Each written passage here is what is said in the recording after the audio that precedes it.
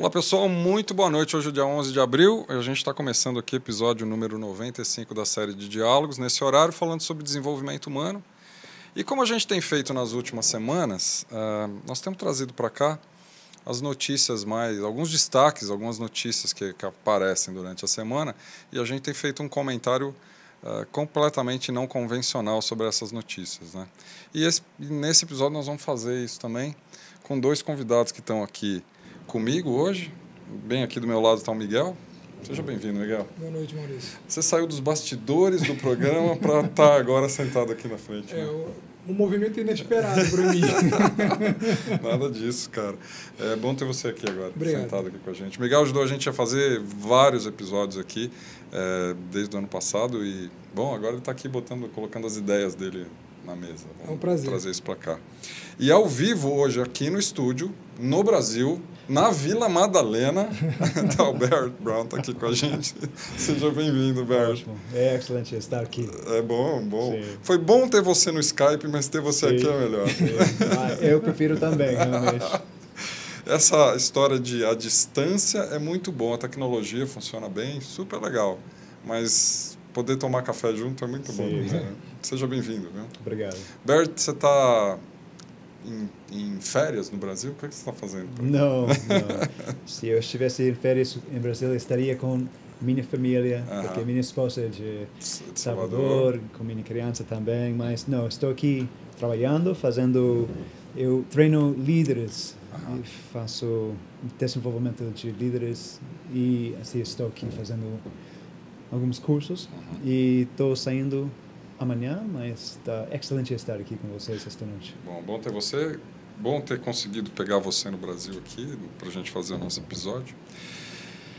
Eu queria começar, antes da gente colocar então as notícias, né? Nós estamos conversando aqui nos bastidores e antes da gente colocar as notícias, vocês dois têm uma longa jornada sobre o tema sustentabilidade, que tem sido um tema bastante veiculado em muitas, não só nas notícias, mas no nosso dia a dia, né?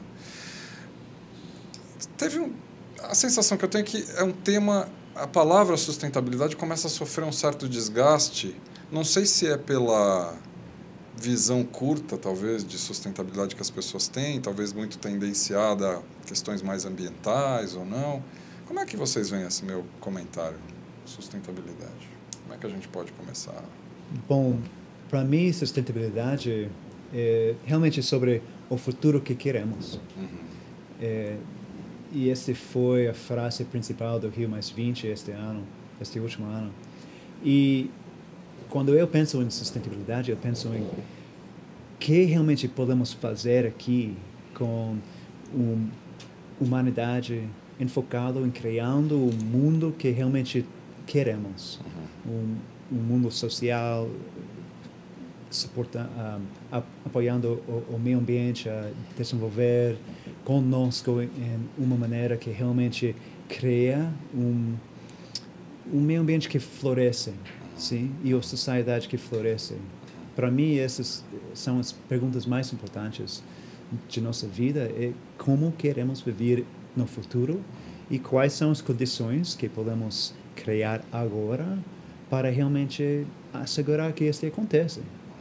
E assim, para mim, sustentabilidade é nosso próximo passo para o futuro que realmente a humanidade merece e que seria realmente a representação do melhor que somos. Como é que você vê isso, Miguel? Eu concordo muito com o que o Barry está falando e um ponto que a gente também estava falando aqui nos bastidores antes, né, Maurício? Acho que esse é um tema que está tão presente no nosso dia a dia, muito presente. Mas pela velocidade que a nossa vida está tomando, a gente deixa de desenvolver um olhar para perceber as informações que nos são dadas, né? A gente deixa de botar consciência naquilo que a gente está operando ou percebendo, como o Barrett falou. Dentro dessa perspectiva de que mundo que a gente quer construir, né, pensando como fazer isso, e aí já atrelhando um pouquinho do tema que a gente estava falando das notícias, né, várias notícias que estão hoje ao nosso alcance falam sobre sustentabilidade. O que a gente não tem exercitado é como que tudo isso se conecta na nossa vida pessoal. Qual é o impacto que essa notícia tem dentro de mim, dentro do meu ser, né? Dentro das escolhas que eu faço. A gente tende muito a ler as notícias e dizer, isso está acontecendo lá. Né? Mas o que efetivamente está acontecendo dentro da gente? A gente tende a ler uma notícia de um desastre ambiental, inevitavelmente a gente acha que é culpa de alguém. Mas a gente também não para pensar qual o reflexo da nossa parte, qual é a nossa parte que poderia ter contribuído ou pode contribuir. Eu não estou dizendo aqui de ir para a rua, fazer manifestação. Existe uma parte nossa, né, que a gente sempre projeta em tudo que vê, na parte de corrupção, na parte de desastre ambiental, em problema social.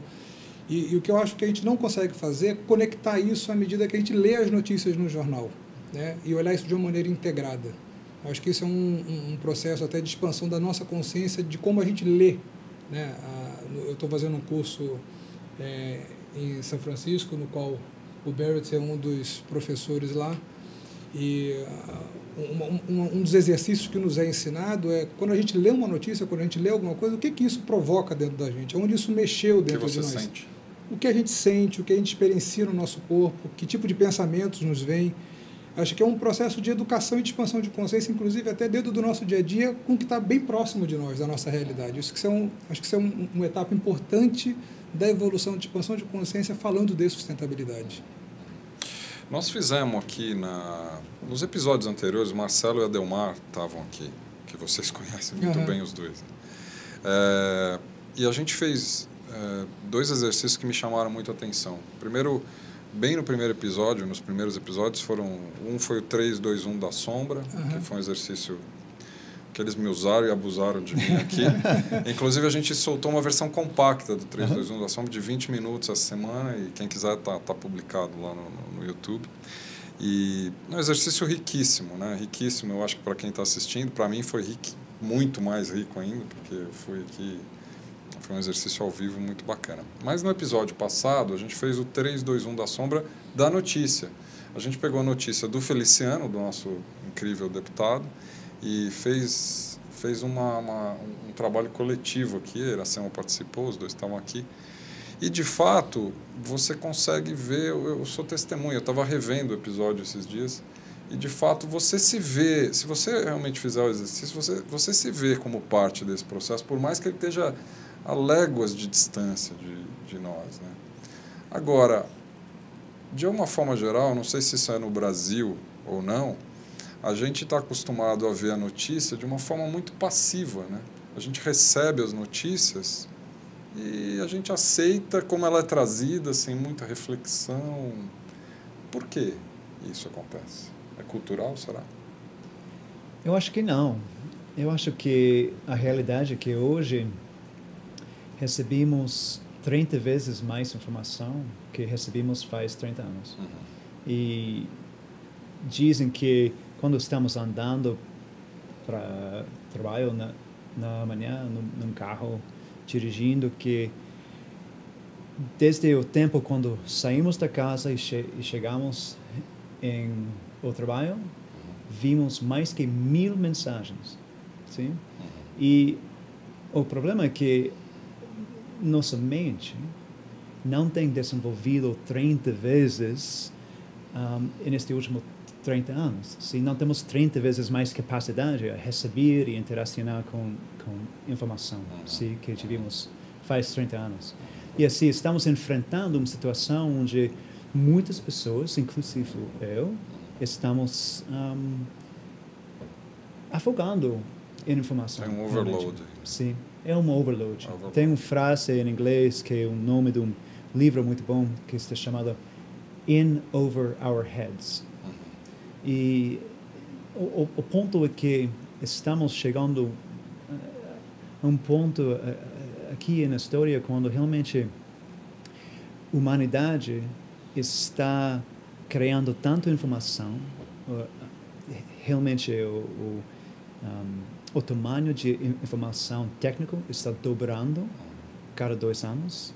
Assim, quando alguém entra numa escola para estudar para 4 anos, por exemplo, quando eles começam com seu 3º ano, já toda a informação que eles aprenderam no primeiro ano, já muito dele não é correto mais, sim? Ou já tem avançado muito. E assim, como lideramos com isso está muito difícil. Assim, eu acho que quando pessoas só recebem as notícias sem engajar muito, pode ser que notícias são um tipo de entretenarmos, sim? E um lugar para botar nossa mente onde não temos que pensar. Podemos simplesmente observar o que está acontecendo e porque passamos tanto tempo durante o dia realmente engajando. E as notícias falam sobre coisas sobre as quais não temos controle, sim? Sobre vidas que, se são notícias mais, podemos estar grata que realmente não estamos vivendo. E pode ser que notícias são um escape. Fala escape? Escape? São uma maneira de fuga, né? Fuga. De fugir, sim? São uma maneira de realmente escapar da nossa própria vida. Como é que você vê isso? Eu, ouvindo o Bert, dentro dessa questão da evolução que o Bert está falando, né, o que me ocorre vem também a forma como a gente, dentro desse processo, né, de educação que a gente vai sendo educado, desde criança, vai para a escola, aí faz cursinho, vai para a faculdade, aí faz o treinamento dentro do teu trabalho. E juntando duas peças, né? Uma, como o Bert falou, se a gente fala de sustentabilidade com o mundo que a gente quer para poder viver, o que a gente precisa fazer nesse momento, todo o nosso... E você imagina, se depois de 4 anos a notícia já não serve, imagina o processo pedagógico. Né? O mundo está numa outra velocidade e a gente ainda trabalha e tenta ensinar da mesma forma que ensinava anos atrás. Claro.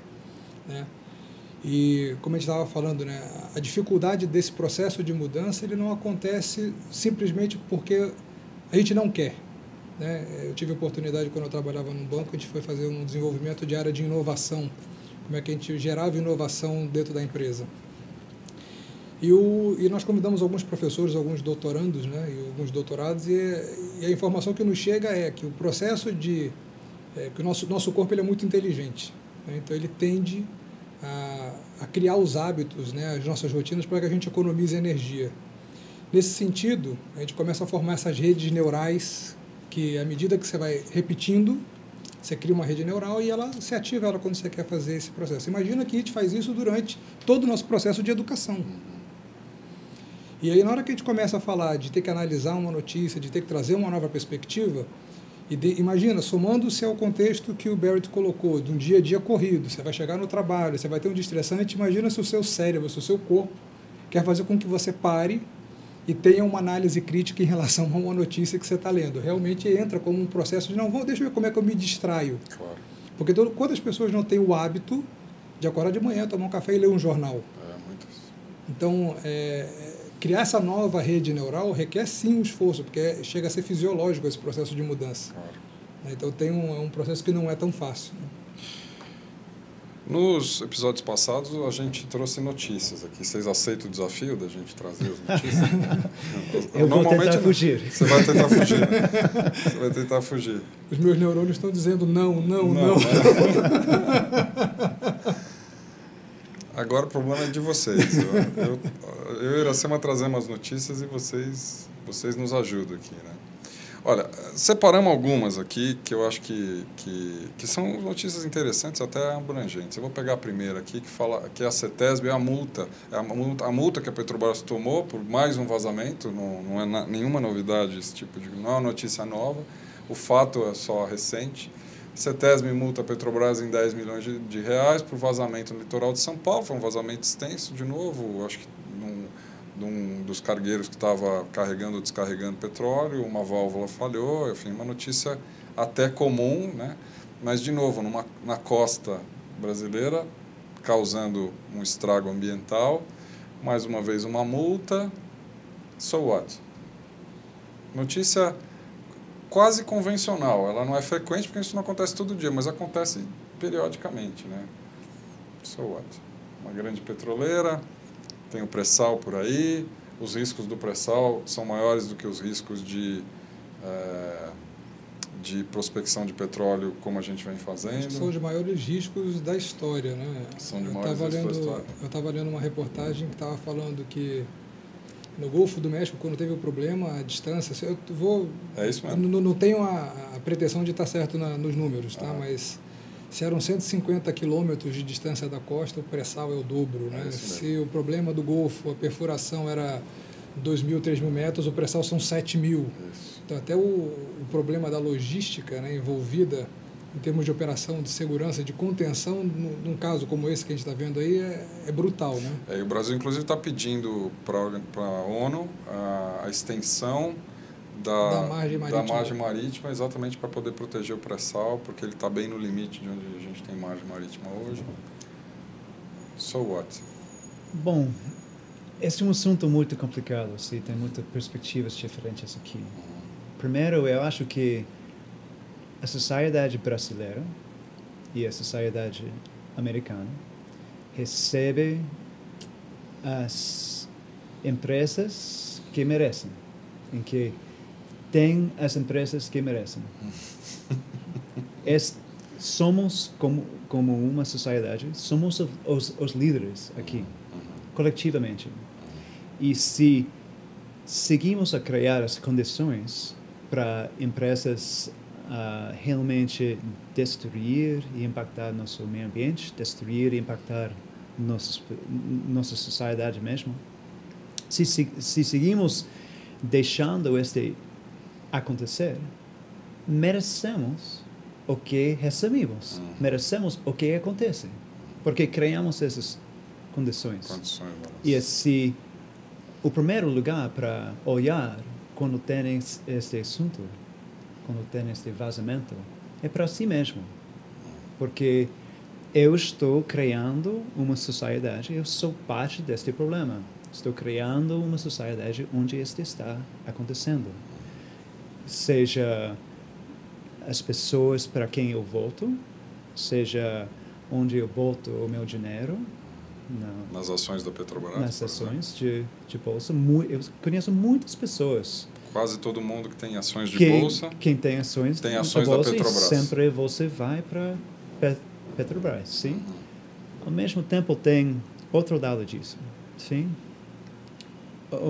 Tem a realidade que, com uma economia tão intensa como aqui no Brasil e ao redor do mundo, realmente precisamos a energia.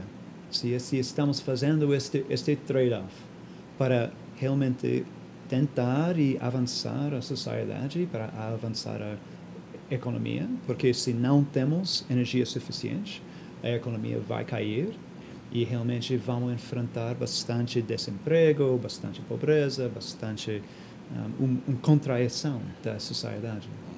Mas, ao mesmo tempo, não estamos investindo tanto em energia renovável, outras maneiras. E se você vê e vai o tamanho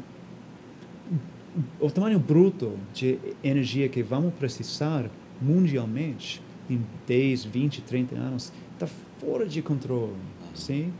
Está muito. E assim, temos a responsabilidade a aprender a como podemos usar o petróleo numa maneira limpa, idealmente, como podemos investir bastante para criar toda a energia renovável que podemos, como podemos usar eficiência também, assim que precisamos menos energia, mas tem uma tendência aqui que está apontando a realidade que vamos realmente ter que enfrentar uma escassez de energia no futuro, com tantas pessoas querendo uma qualidade de vida mais e mais alta, que o mundo vai precisar um tamanho de energia que está incrível. E assim, se queremos que temos uma sociedade onde não tem este tipo de vazamento, temos que pensar em quais são as soluções práticas que vão parar de ter tanta pressão em tirando tanto petróleo da terra, sim? Agora, os Estados Unidos está para tornar a ser um exportador de petróleo nos anos que vêm, porque achamos uma tecnologia que está sendo exploitada de tirar petróleo usando o fracking, o processo de fracking.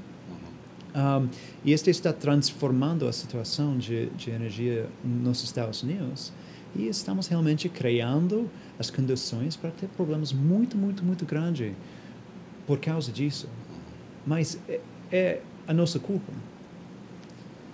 E um ponto final. Tem que também ver a perspectiva das pessoas que trabalham em essas empresas como Petrobras ou British Petroleum ou ExxonMobil. E eu tenho um amigo que é um consultor para uma empresa grande de petróleo, e eles estão realmente criando uma maneira de tirar petróleo debaixo do mar mesmo, sim, mas mais profundo que qualquer outra empresa no mundo já tem feito. Sim, acho que fica como em quilômetros, basicamente 8 quilômetros abaixo da terra. Sim, abaixo do nível do mar. Sim, e assim num nível tão profundo que ninguém já foi lá.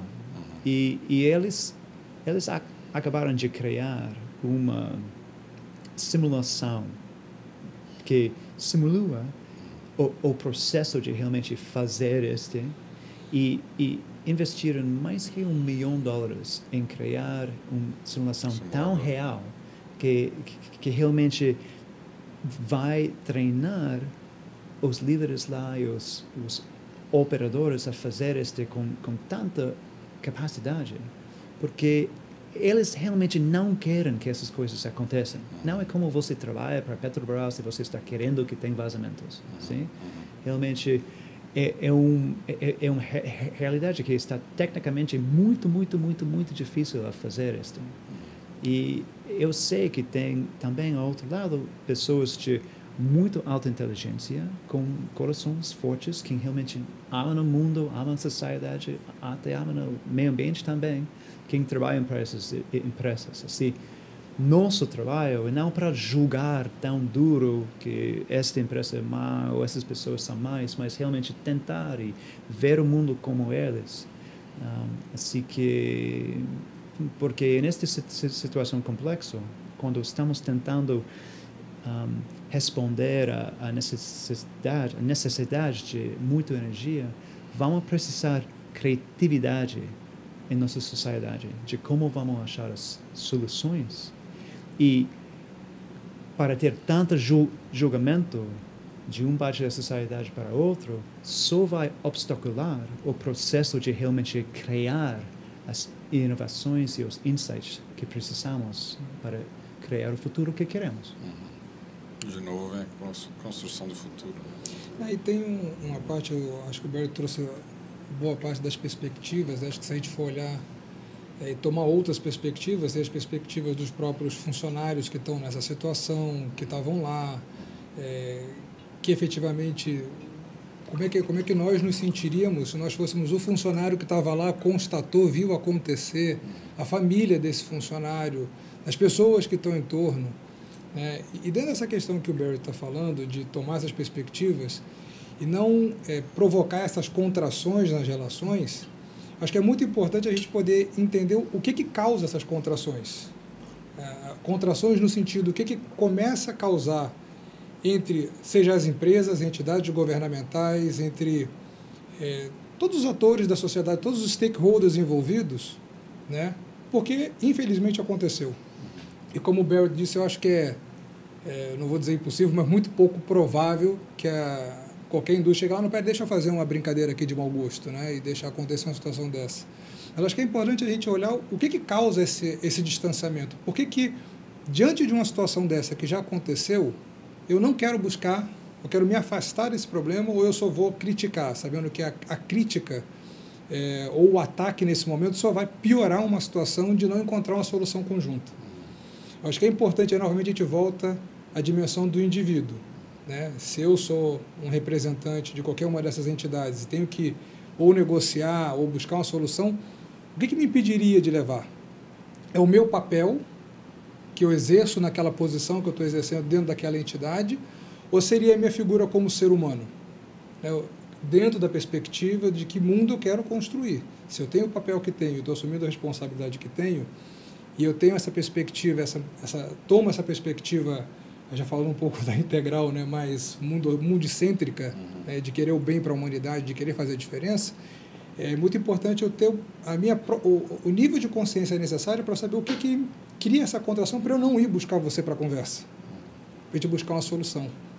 Novamente, a gente pode fazer a regressão aqui, voltar para o que é um padrão, o que é um hábito, o que não me leva, o que está na minha frente é o papel, é a minha essência. Então, novamente, o tema da sustentabilidade, ele é mais profundo do que parece, né? Porque para você chegar numa situação dessa que o Berto está dizendo, de trazer essa negociação, de botar na mesa um tema tão complexo como esse, eu que estou sentado nessa mesa preciso ter um olhar para mim, né? O que efetivamente, qual é a real intenção de eu querer sentar numa mesa para negociar ou para tratar um assunto tão complexo como esse, né? E olhar todas as perspectivas. Qual que é a real intenção? O que pode causar um problema no meu diálogo com você? O que são fatos ou são histórias que eu crio em relação a um fato criado? Porque todos nós criamos fatos, criamos histórias a partir de um fato. A gente pode olhar e falar, isso é um fato. Tem um vazamento? Isso é um fato. E todos nós, individualmente das sociedades e entidades e empresas, começamos a contar história em cima desse fato, em função do nosso passado, em função das nossas crenças. E as empresas também têm crenças, né? Então, como é que a gente consegue colocar isso, essa dimensão, essa perspectiva também na mesa, para a gente ter clareza do que efetivamente está se desenrolando nessas conversas? Acho que isso é um ponto bem... me veio agora também para compartilhar. Mas aí vem a questão de o ambiente organizacional, o ambiente das empresas, né, dos negócios, da bolsa, ele é avesso, ele é repulsivo a essa conversa? Ele é naturalmente repulsivo. As empresas não têm esse espaço, não dão esse espaço, apesar de elas serem compostas por pessoas, por nós, não é? As empresas são compostas por nós, né? Muitos de nós têm filosofias muito próximas do que vocês estão falando, mas na hora que eu estou dentro da organização, eu não tenho esse espaço para... Porque as empresas não têm, eu estou enganado, eu estou em outro mundo. As empresas não dão esse espaço de... Não, eu normalmente acho que não tenho o certo e não tenho errado, tenho uma perspectiva. Eu acho que uma empresa que tenta e quer fazer um movimento como esse, ela provoca uma pressão no sistema brutal. Ela acho que novamente, se a gente for olhar todas as perspectivas, todos os stakeholders, seja internos, seja os externos, na hora que uma empresa toma uma postura, toma uma decisão, pelo menos até onde eu consigo perceber, de fazer uma mudança como essa, de trazer, ela provoca uma pressão no sistema muito forte, né? Então, acho que essa questão como o Bert falou, terem líderes que estão cada vez mais conscientes, né? Que têm consciência do seu papel e do que eles querem efetivamente, qual que é a causa que eles estão defendendo para eles, né? Qual é a causa deles, qual é o propósito de vida deles, e aquele papel está a serviço disso, no meu entender, para sustentar essa pressão do sistema, seja dos investidores, dos próprios funcionários, seja de fornecedores, porque chega um ponto que assim, ninguém é perfeito. Se ninguém é perfeito, as empresas não são perfeitas. Né? Como é que a gente reage novamente às histórias que contam a nosso respeito? Então, eu tenho conhecimento de algumas empresas que eu tenho passado, trabalhado e dando algumas consultorias, que essa pressão ela é brutal. De dentro para fora, ela existe. A partir da liderança, de líderes que têm essa consciência. Exato. Bom, você pode falar um pouco sobre isso, né, Bert? Tenho certeza que pode. Os líderes estão emergindo nessas organizações, você acha? Líderes que fazem o quê? que tem essa consciência humana até, nesse sentido de poder trazer assim, a essência humana para dentro das organizações e tratar questões como essa de uma forma mais aberta. Tem um episódio que talvez tá vindo na minha cabeça agora.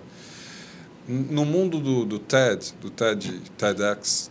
aqui no Brasil, tem um TEDx que aconteceu no litoral do Rio de Janeiro, que foi organizado pelo Valdir Siqueira, que é um senhor fantástico, muito experiente, e que ele fez o seguinte evento.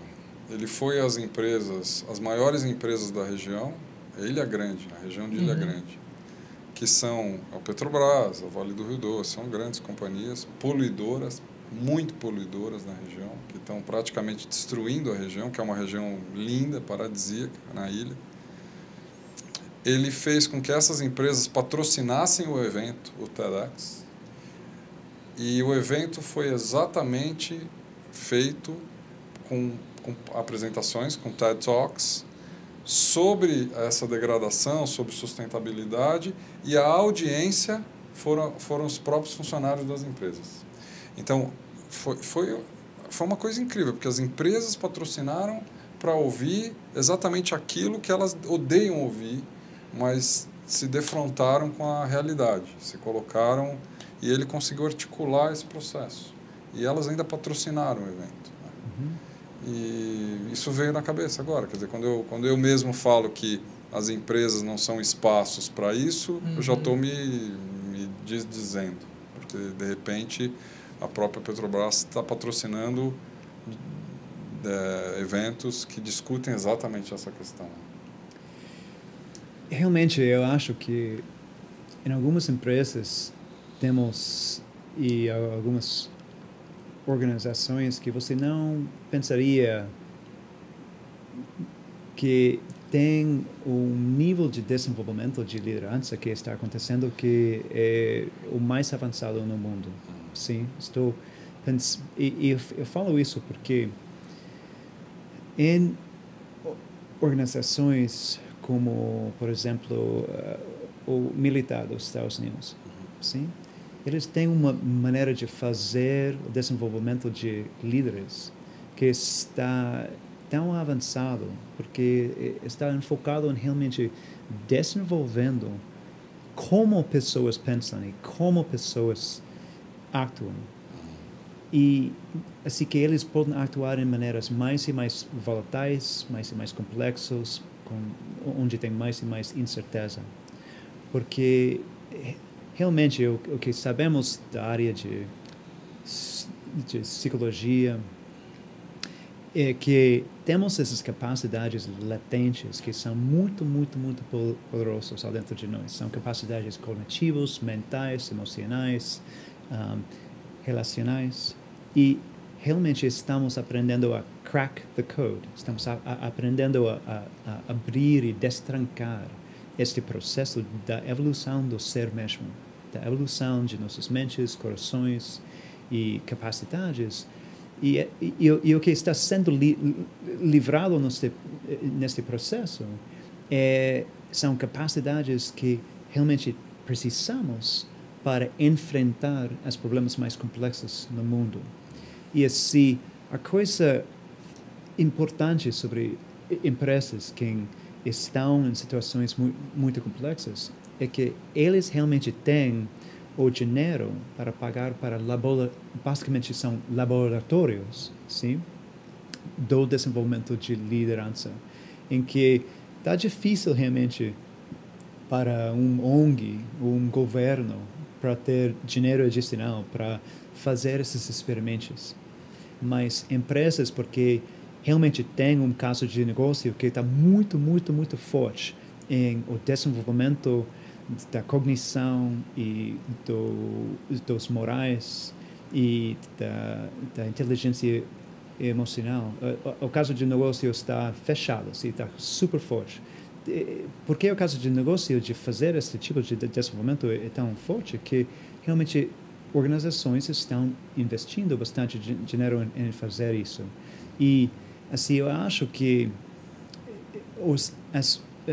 organizações que escolhem a investir muito profundo em seus líderes para destrancar essas capacidades realmente vão ter muito sucesso no futuro, porque as coisas que sabemos sobre o futuro não são muito, mas algumas coisas são óbvias. Primeiro, o nível de complexidade só vai aumentar. Tinha um survey de 1.500 executivos, CEOs, que a IBM faz 3 anos agora. E eles falaram que o desafio maior que eles enfrentam é a complexidade. E que, para eles, só iam ser mais complexos no futuro e menos que 50% deles sentiam que estiveram preparados para enfrentá-lo. Menos que 50%. Ao mesmo tempo, parece que a taxa de mudança nunca vai ser tão baixa como é agora, significando que realmente a taxa de mudança só vai aumentar. E assim pode ser que as mudanças sociais que estamos enfrentando agora nunca vão acontecer tão lento que estão acontecendo agora. E assim a taxa de mudança agora está incrivelmente rápida e só vai aumentar. No próximo 10 anos, vamos realmente ter mais progresso tecnologicamente que tivemos em todo o século XX. No próximo 10 anos, vamos mudar tanto, sim? E assim, para realmente não estar prevenido, não só tecnologicamente, mas em nossas mentes, em nossos corações, com nossas mãos, de realmente atuar numa maneira poderosa para encarar esta mudança rápida e esta complexidade. Precisamos nos autotransformar. Precisamos. Nossas organizações, basicamente, eu acho que vão ter, que hoje tem 2 tipos de organizações no mundo. Tem eles que vão investir bastante em a transformação de seus líderes e tem os que realmente não vão sobreviver no futuro, sim? Os que sobrevivem vão ser os que realmente reconhecem a complexidade que está acontecendo e que realmente sabem que só vão sobreviver e florescer com este investimento, sim? E não tem que fazer, o ponto que quero dizer que empresas não têm que fazer porque eles querem fazer o mundo melhor, porque eles são mundo-cêntrico, porque eles querem ser sustentável, sim? Eles vão fazer porque tem um caso de negócio bem forte em fazer mas este é o secreto, sim? O processo de enfocar em fazendo pessoas e líderes mais e mais complexos em sua visão do mundo realmente faz pessoas fazer esta mudança até uma visão mundo-cêntrico, ou planeta-cêntrico, ou cosmocêntrico, sim? Que realmente onde eles são muito mais sábios e muito mais compassionantes. Assim, a situação em nossos negócios agora, basicamente é de que precisamos deste desenvolvimento para ajudar a empresa sobreviver, mas no processo de desenvolver pessoas, vão realmente livrar sabedoria e compaixão muito profundo, que realmente vai transformar o mundo de negócios. Você quer comentar? Enquanto o Bear está falando, eu fui montando um Lego na minha cabeça aqui. Não tem mais nada para acrescentar. Conforme você foi falando, foi me trazendo uma série de notícias que não são publicadas, né? E que eu vou atrelar uma que eu lembrei com essa da Petrobras, né? e que eu acho que mostra um pouco do despreparo mesmo da maioria das pessoas para tratar esse processo, e que vai assim, completamente no sentido daquilo que você vem falando, né? No ano passado, há um ano atrás, no TED, um professor, o Donald Sadoway, está aqui, eu coloquei aqui, ó, que ele tá aqui, o TED Talk dele está aí, a notícia está aí, foi dada no TED amplamente, fala sobre energia renovável, né?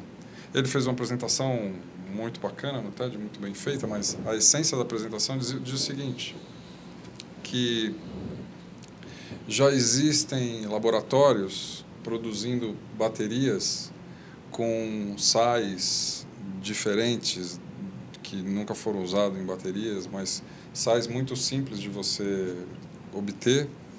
E essas baterias têm um poder de armazenagem tão grande que já existem projetos para a construção de mega baterias do tamanho de um container que poderiam ser instalados num edifício.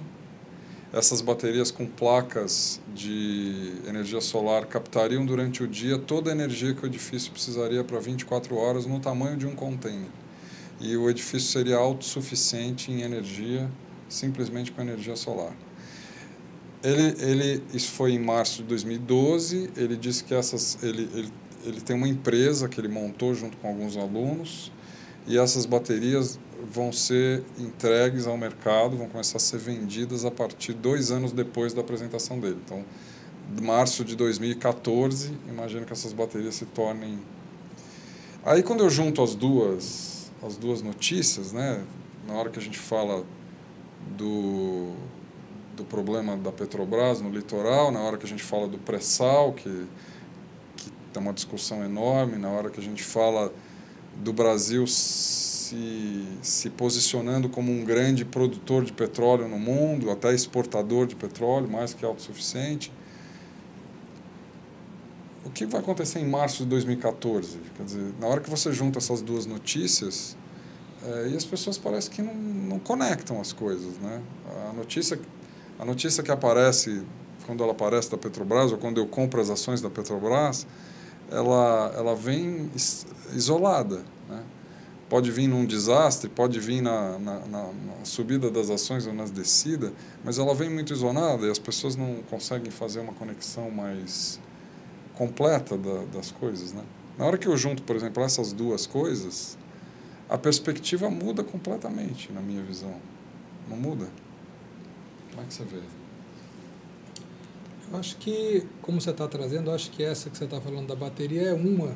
E se eu conectar em várias outras, né? Tem várias outras, acho que tem várias iniciativas, inclusive nacionais, né? E acho que não tão... porque a gente fala de tecnologia, a primeira coisa que vem são os grandes laboratórios, são coisas super modernas, super high-tech. Se a gente for para o Nordeste, a gente vê aquecedores solares feitos com restos de garrafa PET. A gente vê como... Ou lâmpadas, né? Também lâmpadas, com garrafa de água. Né? Que o cara faz uma clarabóia, bota... Eu acho que o ser humano ele é muito criativo, né? Acho que uma vez eu ouvi uma frase, né? A necessidade faz o sapo pular. Eu acho que quando a gente fala de tecnologia, tem várias outras, né? Que como, novamente, até puxando um pouquinho aquela história, acho que tem tanta informação, tanta notícia, e o que eu tenho percebido é que existem várias iniciativas de tentar dar luz a isso. O próprio TED é um deles. Se você entra em sites de algumas ONGs que estão tentando consolidar best practice, ou boas práticas, ou bons casos de negócios voltados para empreendedorismo social, inovação social. Eu acho que a complexidade, como o Berto falou, ela vem aumentando. E acho que tem uma dificuldade nossa de como que a gente organiza isso dentro do conhecimento, da capacidade que a gente tem hoje. De armazenar, absorver e entender isso, né? Como eu concordo quando o Bert fala que esse processo nos próximos 10 anos, para a gente poder conseguir dar conta do que está vindo, a gente precisa ter um container. A gente tem que ser um container desse processo, né? Que a gente possa conseguir criar o campo para que essas coisas comecem a emergir de uma maneira mais tranquila e harmoniosa. Porque, novamente, qual é a perspectiva quando a gente fala que vai surgir uma bateria dessa? Nossa, o que vai acontecer? Qual é o primeiro pensamento que vem na gente? Pelo menos quando você falou, o primeiro sentimento que veio em mim, eu falei assim, nossa, vai ter uma briga aí, vai ter conflito aí. Foi o que veio em mim. Então, na hora que eu olho, será que é conflito mesmo? Será que não tem uma forma de a gente fazer um processo de transição entre tecnologias renováveis e o que a gente tem hoje? Essa é uma grande discussão, isso não é o Miguel que está trazendo, né? Agora, como é que a gente consegue elaborar esse processo de transição? Evidentemente, o pré-sal tem muitos benefícios que ele pode trazer. Como é que a gente faz esse processo de transição dentro do que já existe hoje? Então, eu vou falar de Brasil, das tecnologias que às vezes não são divulgadas, mas elas já existem. Eu estou trazendo o exemplo do Nordeste, né? Como é que a gente consegue? Eu acho que eu também não tenho essa resposta, mas acho que isso é uma situação a ser pensada. Mas aí eu tô mobilizado pelo que você comentou, de que a notícia está muito distante às vezes e ela, na verdade, tá mais em você do que... Né? E que a energia que você mobiliza na hora que você reage eu tal, isso só potencializa mais. Né? Eu tenho um outro caso que eu posso trazer para cá, também é um caso real. Eu mudei para uma casa aqui na Vila Madalena há 1 ano e pouco atrás e reformei o telhado da casa. Troquei todo o telhado da casa. E a pessoa que trocou o telhado, assim, o telhado acabou num dia, 2 dias depois caiu uma chuva enorme em São Paulo e testou o telhado, obviamente. E o meu empreiteiro estava lá nesse dia chovendo. E a minha rua é uma descida e ela canaliza toda a água do bairro. Então a rua vira um rio quando chove forte. Ela literalmente vira um rio. E a minha tendência, quando eu vi a rua assim, obviamente, foi olhar e falar, puxa, de novo vai alagar, a estrutura não vai aguentar, o governo não vai aguentar, o governo não faz nada por causa de novo, vai alagar, a cidade vai parar, e o governo, isso e aquilo, e... Ok. O empreiteiro virou para mim, com uma calma absoluta, virou e falou, você sabe o seu telhado? Falei, sei. Tá bom, né? Ficou bom, né? Falei, ficou bom, mas eu vou te dizer uma coisa. Se você colhesse toda a água numa chuva dessa, que o seu telhado capta, você não só teria água aqui para lavar a sua casa inteira a semana toda, como provavelmente você evitaria essa enxurrada que está vindo pela... Ele falou isso para mim, na minha cara, assim. E eu olhei e falei, puxa, é mesmo.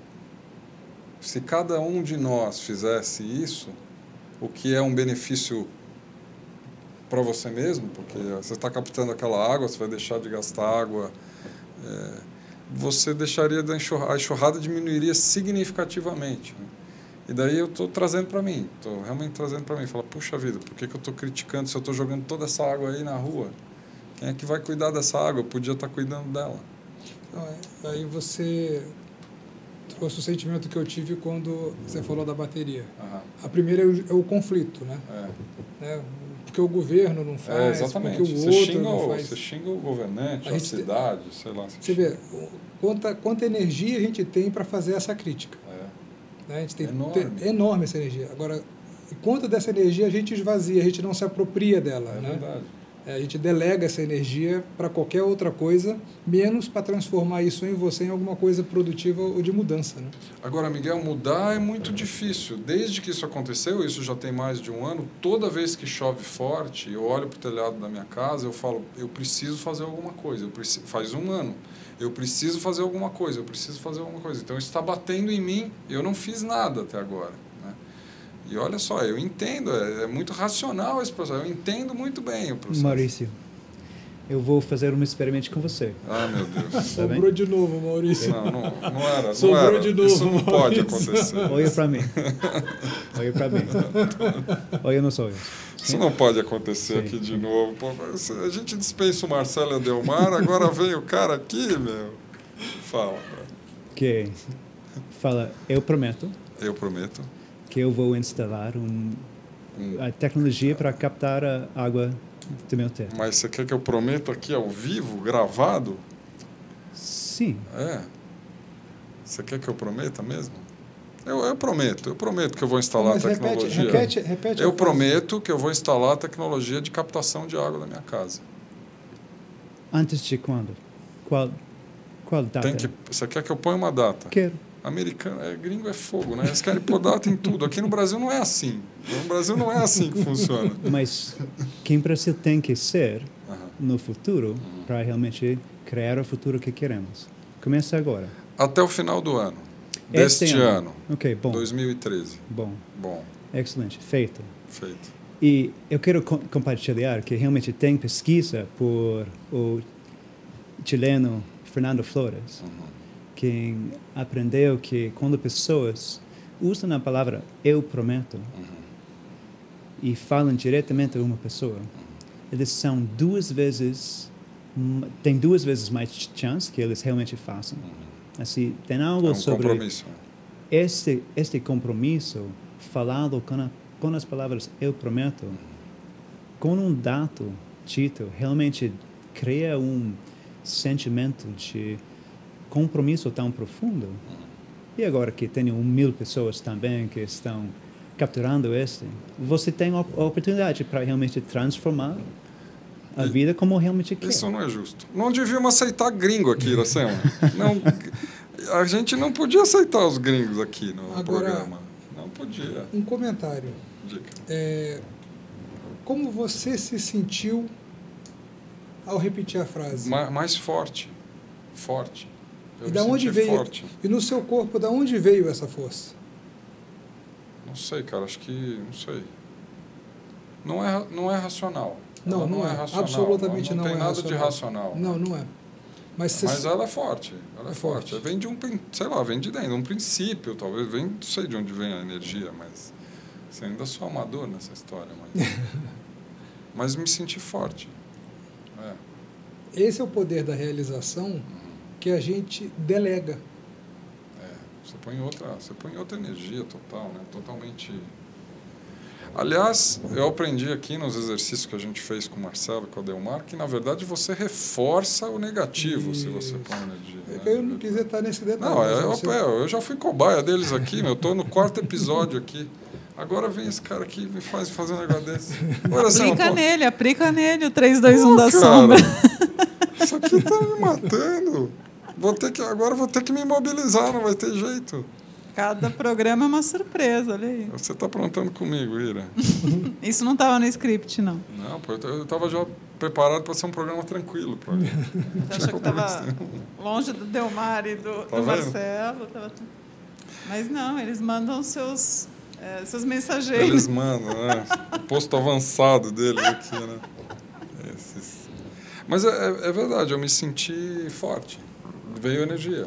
E, lógico, o compromisso agora é... E eu posso ir mais um pouquinho? Claro, lógico. O que você enxergou quando você... O que veio à sua mente? Que imagem veio à sua mente quando você estava falando isso?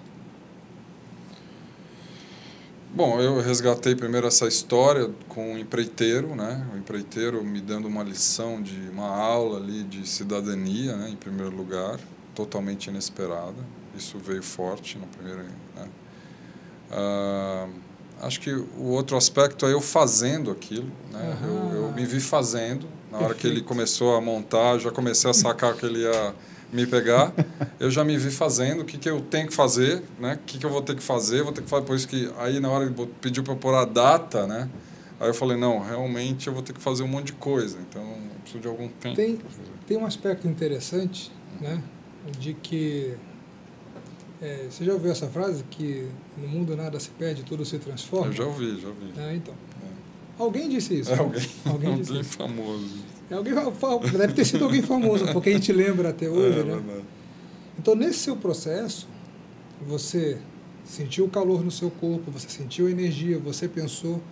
Tudo que você fez, você mobilizou a energia. E se você olhar aqui no teu estúdio, sabe aquela história que tudo que antes de existir aqui foi criado aqui. Antes de se tornar energia, se tornar material, você mobiliza energia para isso, seus neurônios, quando você come. É por isso que a gente fala a percepção do que é o dinheiro. O dinheiro é energia, né? Você trabalha e em troca disso você recebe um salário, uma remuneração por isso. Por isso que é tão importante saber o que você faz com o seu dinheiro, né? Que no fundo é a tua energia materializada. Então, quando você faz tudo isso, no primeiro plano você já criou, porque você disse, eu já me vi fazendo. Fantástico. Fantástico. Isso em poucos segundos. Me enrolei inteiro aqui, em poucos minutos. Olha, e não só me enrolei inteiro em poucos minutos, culpa sua. Então, sim. Mas a gente... Olha, se isso fosse um programa de notícias mesmo, seria um fracasso total, porque a gente pegou uma notícia e conversou com ela 1 hora sobre ela, em vários aspectos, né? E transformadores, inclusive, né? Porque olha onde é que a gente foi parar. Achei bárbaro isso aqui. Nós tínhamos separado outras coisas, mas eu acho que, enfim, frente à discussão, vai dar outro compacto aí, né, Iracema? Acho que você tem outro compacto aí, né? De novo, comigo como cobaia aqui. Compactos cobaia. Eu vou pedir aumento, viu? Você pode se preparar que eu vou pedir aumento. Não, eu vou pedir aumento. Porque, abuso da minha imagem. Tá certo. Vai dar audiência. Então tá bom. O que nós temos pela frente? Então, a gente tem na próxima semana um webcast aí que a gente está fazendo de gestão pessoal, né? Falando que é o diálogo comigo mesmo, que você que conduz aí. Sim. E no período na terça à tarde, a gente tem o Diálogos do Mundo X, que vai falar de empreendedorismo. Então, são esses que a gente tem pela frente. E na semana que vem devemos ter de novo aí o Marcelo e a Delmar. E eu acho que é legal ver o ritmo e a forma como cada um contribui nessa análise da notícia, que também eu achei brilhante. Muito sensacional. Legal. Vai dar mais um compacto aí, tenho certeza. Poxa vida. Meninos, queria agradecê-los, viu, Miguel? Obrigado por você ter... Nossa, eu estou muito... Eu só tenho uma palavra para dizer de estar essa hora aqui com vocês, a companhia do Bert, você, da Iracema, gratidão. Obrigado, cara. Muito obrigado pelo convite. Foi bom ter você aqui no front office. Na frente. Obrigado, viu? Obrigado, Maurício. Bert, adorei ter você presencialmente aqui. Muito obrigado. Maurício, é uma honra estar aqui com você, e o trabalho que vocês estão fazendo aqui é muito importante para a nossa comunidade, para essa cidade, para este país. E especialmente eu aprecio a profundez que você traz para este trabalho, em que você realmente está liderando numa maneira que mostra que você pode ser vulnerável, que você pode realmente aceitar compromissos, liderar com integridade, autotransformar. E assim, este é o modelo, é o template que realmente todos nós precisamos lembrar e fazer para nós mesmos. Assim, eu quero dizer que o trabalho que está fazendo aqui está muito importante e eu gosto muito participar aqui com você. É uma honra ter você aqui.